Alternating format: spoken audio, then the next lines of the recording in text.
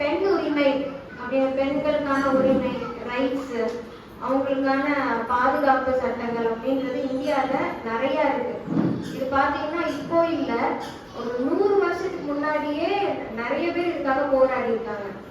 ஏன் அது எதுக்காக இப்படி ஒரு போராட்டம் அப்படின்னா, இது வந்து பார்த்தீங்கன்னா ஒரு வீட்டில் இப்பெல்லாம் பார்த்தீங்கன்னா ஈக்குவாலிட்டி பற்றி பேசுகிறோம்.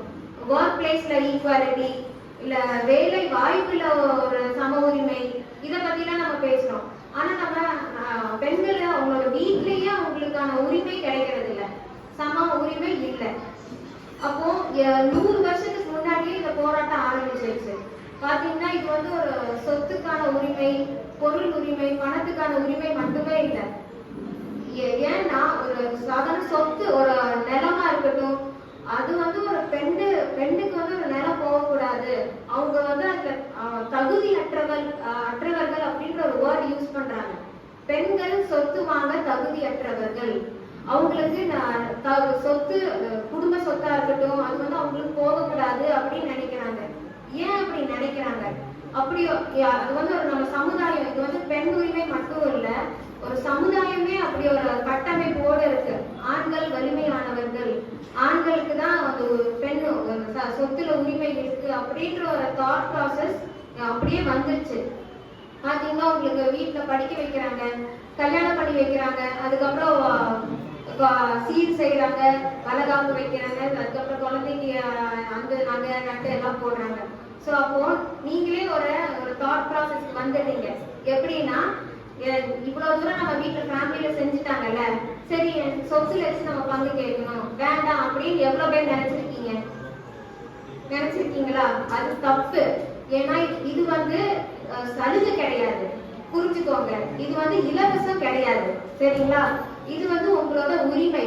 யாராவது ஒருத்தர் உங்க வீட்டுல அண்ணன் தம்பி யாராவது அவங்களுக்குள்ள எனக்கு இந்த சொத்துல பாதி தரீங்களா கெஞ்சி கேட்டிருக்கீங்களா? கெஞ்சி பார்த்துருக்கீங்களா? யாராவது ஒருத்தவங்க ஆண் பிள்ளைகள் அவங்க வீட்டுல அவங்க வந்து உரிமையா கேட்பாங்க, இது என்னோட பாகம், இது என்னோட சொத்து, இது எனக்கு கொடுத்து ஆகணும் அப்படின்னு நாங்க நினைப்பாங்க. ஏன்? அவங்களுக்கு அந்த உரிமை இருக்கு, உங்களுக்கு அந்த உரிமை இல்லையா? இல்ல, உங்களுக்கும் அந்த சம உரிமை இருக்கு.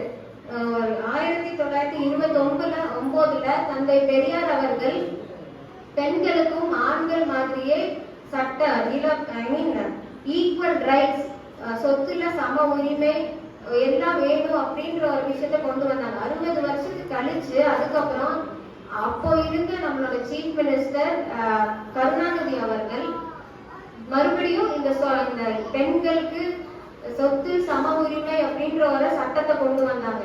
அது 2005 அந்த திருத்தம் செஞ்சு இப்போ ஒரு தந்தையோட சொத்துல பெண்களுக்கு சம உரிமை இருக்கு. இப்போ ஒரு தந்தை வந்து இருக்காங்களோ இல்லையோ, இருக்கும்போது உரிமை இருக்கு, இல்லாத போது உரிமை இருக்கு. ஒரு அப்பா வந்து உயிர் எழுதி வைக்கிறாங்க, என்னோட சொத்து வந்து மகன் மட்டும்தான் போகும் அப்படின்னு. அப்ப அது சொத்து அது செல்லுமா? சொல்லுங்க, அந்த உயிர் செல்லுமா? செல்லாது. அப்படி எழுதி வைக்கவே முடியாது. அந்த சொத்துல பெண்களுக்கு உரிமை உண்டு. அதுதான் பிறக்கும் போது அந்த உரிமை அவங்களுக்கு வந்துருது. சோ அதனால நீங்க அப்படிலாம் சங்கடப்படக்கூடாது. பேசுவாங்க, வீட்டுல பேசுவாங்க, உனக்கு படிக்க வச்சோம், கல்யாணம் பண்ணி வச்சோம், நகைலாம் போட்டோம் அப்படின்லாம் சொல்லுவாங்க. பட் ஆனா நகையும் நிலமும் ஒன்னா, பணமும் நிலமும் ஒன்னா இல்ல.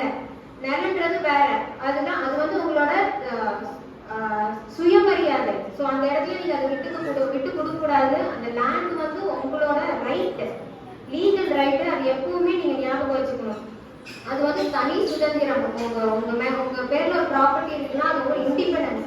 நீங்க தனியா வாழ்றதுக்கான சுதந்திரம், நீங்க தனியா சம்பாதிக்கிறதுக்கான சுதந்திரம், அது வந்து கொடுக்க கூடாதுன்னு நினைக்கிறாங்க. சமுதாயம் பெண்களுக்கு கொடுக்க கூடாதுன்னு நினைக்கிறாங்க. எப்பவுமே யாரையாவது டிபெண்ட் பண்ணியே வாழணும் அப்படின்ற ஒரு விஷயத்த கொண்டு வராங்க.